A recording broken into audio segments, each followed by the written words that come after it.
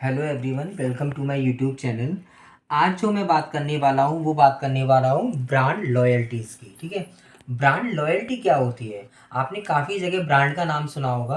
क्या आपने सुना है कि ब्रांड लॉयल्टी क्या होती है? इसमें कौन से ऐसे फैक्टर्स होते हैं जो अफेक्ट करते हैं ब्रांड को लॉयल बनाने के लिए? जैसे फॉर एन एग्जांपल कि आप ब्रांड लॉयल हो, कोई भी कस्टमर है जो ब्रांड लॉयल है, तो ब्रांड लॉयल कैसे है? ऐसी क्या बात है उस ब्रांड में वो ब्रांड लॉयल है? लॉयल माने आप समझते हैं क्या होता है? जिस चीज़ के लिए हम ओनली उसके अलावा उस पर इतना विश्वास करते हैं, अपना ट्रस्ट इतना बिल्ड कर लेते हैं कि उसके लिए हम लॉयल हो जाते हैं। तो आज हम सबसे पहले वन बाय वन इसमें ये देखेंगे कौन से ऐसे फैक्टर्स हैं जो अफेक्ट करते हैं ब्रांड लॉयल बनाने में। तो सबसे पहले है हमारा प्रोडक्ट क्वालिटी। सबसे बेस्ट फीचर है, सबसे बेस्ट फैक्टर आप इसे बोल सकते हो प्रोडक्ट की क्वालिटी। देखिए, अगर मान लीजिए प्रोडक्ट की क्वालिटी ही अच्छी ना हो तो कोई भी ब्रांड अपना ट्रस्ट बिल्ड कर सकती है किसी भी कस्टमर की निगाह में? नेवर। ऐसा हो ही नहीं सकता। आपने कोई ऐसा ब्रांड देखा है जिसकी क्वालिटी बिल्कुल भी अच्छा ना हो बट ब्रांड की इमेज इतनी अच्छी बन गई हो? ऐसा कोई प्रोडक्ट है आपकी निगाह में? अगर है तो मुझे कमेंट में बताइएगा। ऐसा कुछ है ही नहीं, है ना? तो प्रोडक्ट की क्वालिटी ही अच्छा होना ब्रांड की एक अलग ही इमेज बनाता है लोगों की। आपने देखा ना, पोजीशनिंग एक वर्ड सुना होगा। What is positioning?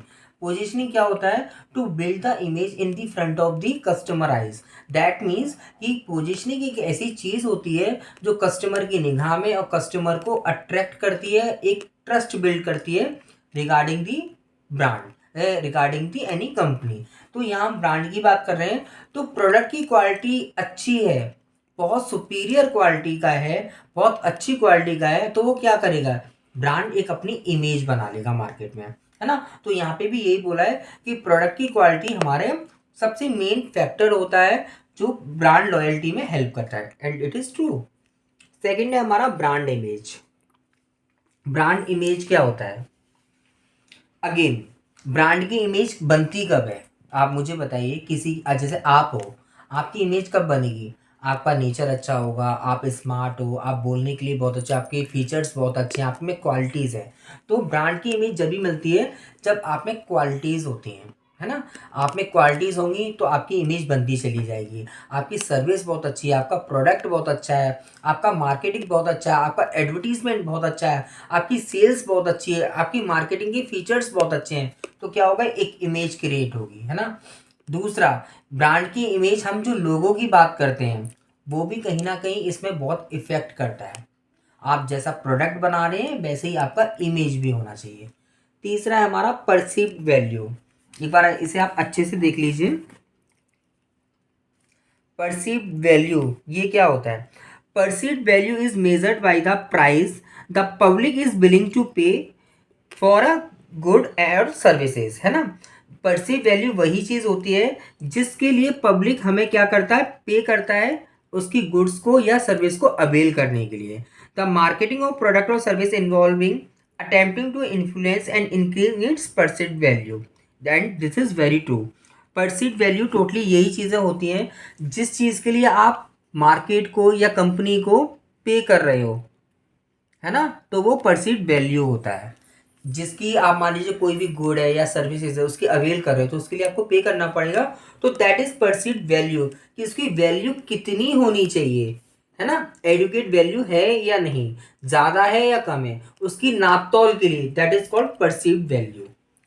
उसके बाद है हमारा स्विचिंग कॉस्ट। देखिए, ब्रांड लॉयल हम जब बनते हैं, मान लीजिए कि मेरे पास सामने वाली कंपनी हर सर्विस को, हर गुड्स को, हर प्रोडक्ट को इतनी गुड क्वालिटी में, इतनी गुड कॉस्ट पे मुझे वो दे रही है, तो मैं क्यों स्विच करूँगा, है ना? आप देखिए, there are many of companies जो इतनी अच्छी अच्छी सर्विसेज देती हैं, अच्छे अच्छे प्रोडक्ट्स निकालती हैं। अगर हम उनकी प्राइस की बात करें तो बड़ा नॉमिनल सा प्राइस होता है। अभी आप देखो, अभी पहले ना सारी जो कंपनीज थी वो प्रोडक्ट को लेके थी, but now these days there are many of company जो कि सर्विसेज प्रोवाइड करा रही हैं, है ना? आपको मान लीजिए अपना रेंट का हाउस चेंज करना है ना? तो मूवर्स आ गए हैं, आपका सामान खुद पैक करेंगे, सारा दूसरे घर में रख देंगे। तीसरा, आपको मान लीजिए पार्लर की सर्विस अवेल करनी है, तो आपको पार्लर जाने की ज़रूरत नहीं है, वो आपके घर ही आ जाएँगे। आपको सोफ़ा साफ़ करवाना है, तो आपको सोफ़ा ले जाने की ज़रूरत नहीं है, वो घर ही आ जाएँगे, है ना? तो there are many of company जो अपनी सर्विसेज़ देती हैं। अगर मुझे ऐसी कोई कंपनी है जो हर सर्विस को बड़े नॉमिनल प्राइस में दे रही है, अब मान लीजिए जिस तरह की वो कंपनी है, वो मुझे अपनी सर्विसेज़ या गुड्स अपनी नॉमिनल प्राइसेज़ में दे रही है, जो और कंपनीज़ भी दे रही हैं, सेम कॉस्ट पे दे रही हैं या थोड़ा-सा ज़्यादा में दे रही हैं। तो आप बताओ मैं क्यों स्विच करूँगा? करूँगा कभी ब्रांड को स्विच? कभी नहीं करूँगा। तो यहाँ हम वही बात कर रहे हैं, स्विचिंग कॉस्ट, है ना? उसके बाद है हमारा एबिलिटी एंड सर्विसेज। सबसे देखिए, प्रोडक्ट आप हर कंपनी का दे रहे हो, जैसे कि मान लीजिए मैं एलजी की बात करूँ, सैमसंग की बात करूँ, विप्रो की बात करूँ, डेल की बात करूँ, सब अपने अपने प्रोडक्ट्स बनाते हैं। कोई लैपटॉप बना रहा है, कोई एसी, कोई फ्रिज, कोई कुछ कुछ ना कुछ बनाता है, ठीक है।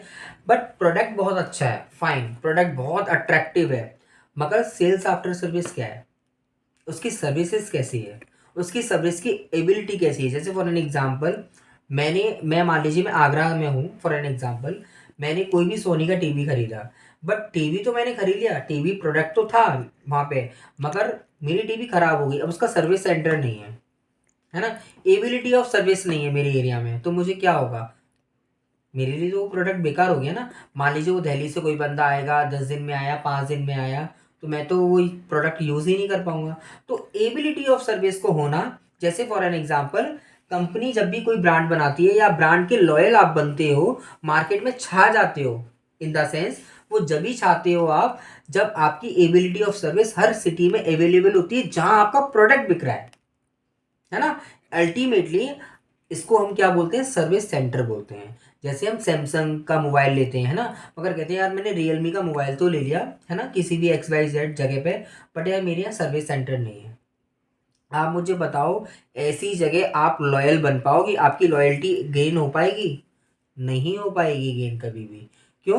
क्योंकि आपका तो वहाँ सर्विस सेंटर ही नहीं है। अब वो बंदा खराब मोबाइल लेके घूम रहा है, बेचारा कभी कहीं जा रहा है, कभी कहीं जा रहा है, क्योंकि उसे on the same time, on the same place service available नहीं हो रही है ना? उसके बाद है हमारा customer psychology. What is customer psychology? जब भी कोई ब्रांड इमेज क्रिएट करता है या कुछ भी करता है, तो वो एक कहीं ना कहीं साइकोलॉजी पे इफेक्ट करता है, राइट? इट इज ट्रू और नॉट?